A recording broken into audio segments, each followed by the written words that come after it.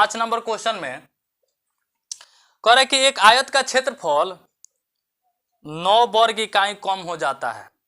आयत का क्षेत्रफल क्या कह रहा है? 9 वर्ग इकाई कम हो जाता है यदि उसकी लंबाई 5 इकाई कम कर दी जाती है और चौड़ाई 3 इकाई बढ़ा दी जाती है। यदि हम लंबाई को 3 इकाई और चौड़ाई को 2 इकाई बढ़ा दे तो क्षेत्रफल 67 वर्ग इकाई बढ़ जाता है। तो आयत की विमाएँ ज्ञात करें। आयत की विमाएँ का मतलब हो गया कि वहां पर लंबाई और चौड़ाई होगा। ठीक है, तो यहां पर लिखेंगे माना कि, क्या मानेंगे? माना कि आयत की लंबाई बराबर x इकाई मानेंगे, क्योंकि यहां पर सेंटीमीटर किसी में नहीं दिया हुआ है। जहां पर सेंटीमीटर और मीटर नहीं दिया हुआ रहता है वहां पर हम लोग इकाई मान लेते हैं। इकाई क्या होता है? मात्रक होता है। ठीक है, चलो तो यहां पर क्या हो जाएगा? x इकाई और चौड़ाई क्या हो जाएगा? चौड़ाई हो जाएगा y इकाई। ठीक है, मान लिए ना। अब यहां पे क्या करेंगे ना, क्या कह रहा है कि आयत के क्षेत्रफल में 9 वर्ग इकाई बढ़ जाता है, चाहे कम हो जाता है, चाहे घट जाता है, कुछ भी हो जाता है, तो पहले क्षेत्रफल तो निकाल ले ना। तो आयत का क्षेत्रफल हम लोग सब कोई जानते हैं कि आयत का क्षेत्रफल क्या होता है। आयत का क्षेत्रफल होता है लंबाई गुने चौड़ाई, जिसको हम लोग L गुने B भी कह सकते हैं। ठीक है, लंबाई गुने क्या हो जाएगा? चौड़ाई होता है। ठीक है, तो लंबाई क्या माने हैं? x माने हैं, और चौड़ाई क्या माने हैं? y माने हैं। तो क्या हो जाएगा? एक्स वाई वर्ग इकाई होगा यहाँ पर। ठीक है, इसलिए क्योंकि हम बताएं जब कहीं पर भी किसी आकृति का जब क्षेत्रफल निकालते हैं तो वहां पर मीटर रहता है तो मीटर स्क्वायर, और सेंटीमीटर रहता है तो सेंटीमीटर स्क्वायर। स्क्वायर का मतलब हो गया वर्ग। स्क्वायर का मतलब क्या हो गया? वर्ग। तो यहाँ पर इकाई का स्क्वायर हो जाएगा, यानी कि वर्ग इकाई कह सकते हैं। वर्ग का मतलब स्क्वायर। ठीक है, अब आइए, अब यहाँ पे कह रहा था कि लंबाई, सबसे पहले लंबाई लिखते हैं कि इसमें लंबाई में क्या कह रहा है।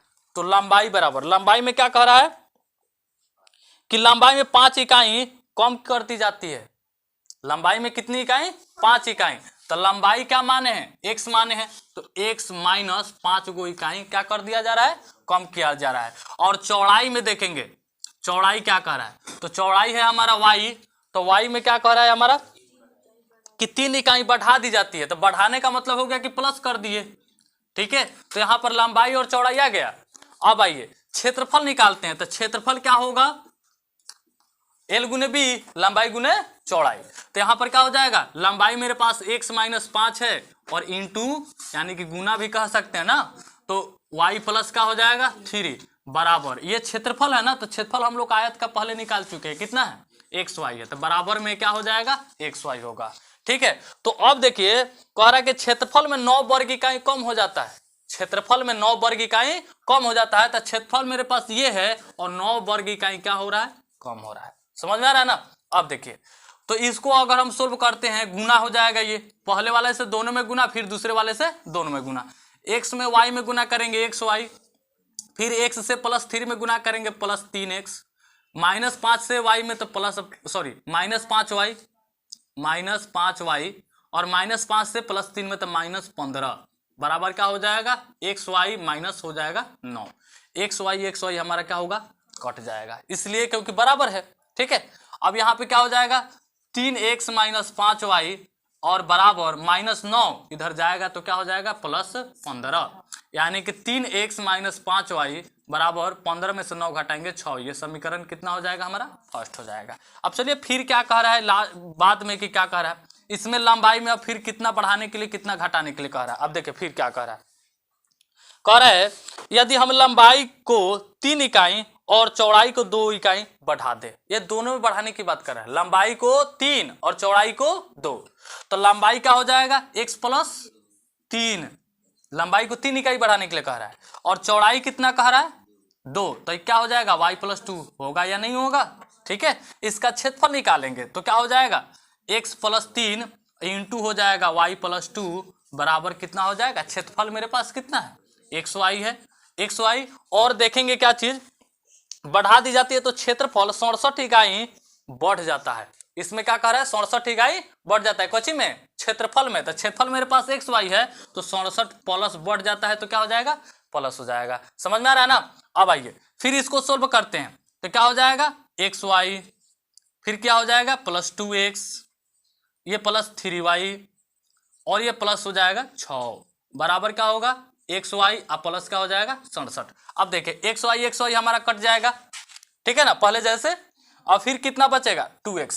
अब आइए यहाँ पर बचा 2x प्लस कितना बचा 3y बराबर, बराबर के बाद में कितना है 67, तो 67, और इसके जाति का ये है ना, तो इधर जाएगा तो क्या हो जाएगा माइनस, माइनस कितना 6, तो ये हो जाएगा 2x प्लस 3y बराबर 61 में से 6 घटाएंगे तो कितना हो जाएगा, सॉरी 67 में से 6 घटाएंगे तो कितना हो जाएगा 61 हो जाएगा। तो ये हमारा कितना बन गया समीकरण सेकंड, ठीक है।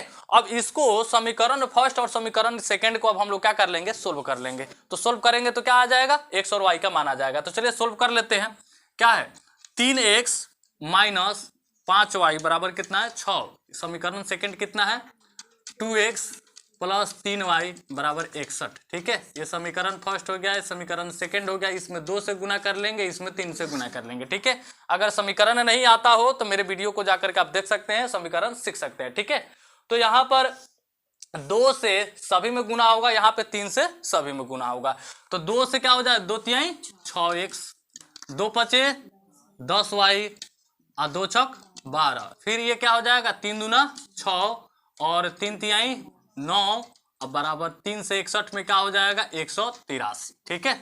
अब ये सभी का चिन्ह क्या हो जाएगा चेंज हो जाएगा, यहाँ पर लिख सकते हैं घटाने पर, है ना, क्या लिखेंगे घटाने पर, क्योंकि सभी का जो है कि ऋणात्मक मान चिन्ह में चेंज हुआ है, तो ये क्या होगा कट जाएगा। ये दोनों चिन्ह जो है कि माइनस में है तो दोनों जुट जाएगा, कितना हो जाएगा माइनस 19y, ये जो है कि घट जाएगा, इसलिए घटेगा क्योंकि यहाँ पे माइनस है, यहाँ पे क्या है प्लस है, ठीक है। तो घटाएंगे तो कितना आएगा, सोल्व करेंगे ना तो माइनस 171 आएगा, ठीक है। तो माइनस माइनस हमारा क्या कट जाएगा, तो y बराबर क्या हो जाएगा 171 बाटा 19, 19 नवा 171, ठीक है। 9 आया y का। अब क्या करेंगे लिखेंगे समीकरण, समीकरण फर्स्ट में क्या चीज का y का मान रखने पर, ठीक है, y का मान रखने पर। तो क्या बनेगा समीकरण फर्स्ट कहाँ है मेरा, यहाँ पे है 3x माइनस 5y बराबर क्या है 6, तो क्या हो जाएगा 3x का 3x माइनस 5 गुना y का मान कितना आया है 9 बराबर क्या आएगा 6, तो 3x माइनस 45 बराबर 6, तो 3x बराबर 6 और प्लस क्या हो जाएगा 45। अब ये कितना हो जाएगा 3x बराबर 51, ठीक है। x बराबर क्या हो जाएगा 51/3 यानी कि 17 या 51 17 हो जाएगा, ठीक है। यानी x का मान 17 आया और y का मान 19 आया। तो हम यहाँ पे लिख सकते हैं कि आयत की लंबाई, क्या लिखेंगे आयत की लंबाई, आयत की लंबाई, आयत की लंबाई क्या माने हैं x माने हैं, तो x का मान कितना आया है 17, तो 17 इकाई लिखेंगे यहाँ पर, ठीक है। और आयत की चौड़ाई, आयत की चौड़ाई, आयत की चौड़ाई क्या माने हैं y माने हैं, तो y का मान कितना है 9, तो यहाँ पे लिखेंगे 9 इकाई, ठीक है। चलिए